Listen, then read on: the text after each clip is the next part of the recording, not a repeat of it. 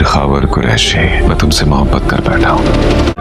पूरी जिंदगी तबाह हो जाए आपकी सिर्फ एक पल। इश्क क्या मुस्कुराने देता, इश्क नहीं है मुझे जुनून है।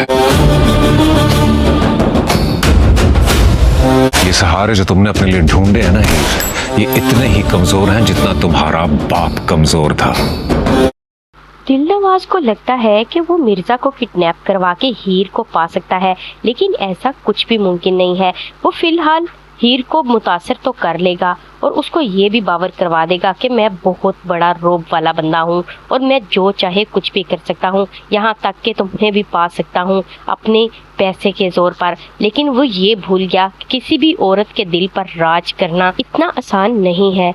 लेकिन ये बात कौन समझाए जाकर इस दिलनवाज को।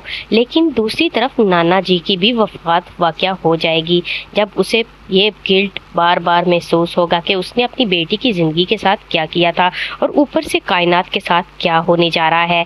दिलनवाज ये सारी बातें करके ब्लैकमेल करके हीर को अपनी दुल्हन के रूप में तो देख ही लेता है, लेकिन क्या उसे वो हमेशा के लिए अपनी दुल्हन बनाएगा, निकाह में लेके आएगा या फिर नहीं।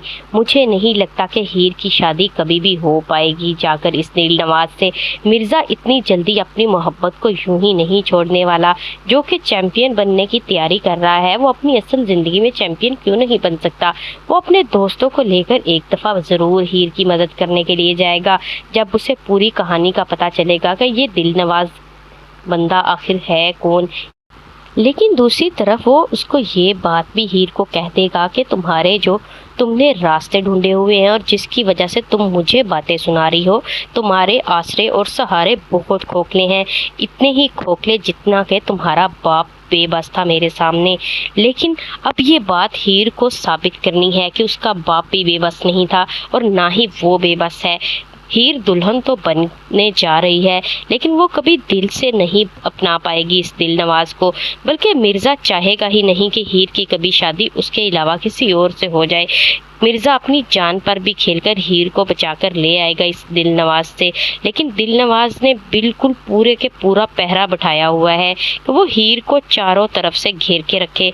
उसने सीसीटीवी कैमरों की तरह अपने बंदे उसके पीछे लगाए होते हैं, जो उसकी पल पल की रिपोर्ट देते हैं। कराची में क्या होता है और क्या होने जा रहा होता है, हर पल की खबर उसके पास होती है, इसीलिए तो वो जल्दी हीर तक पहुंच जाता है।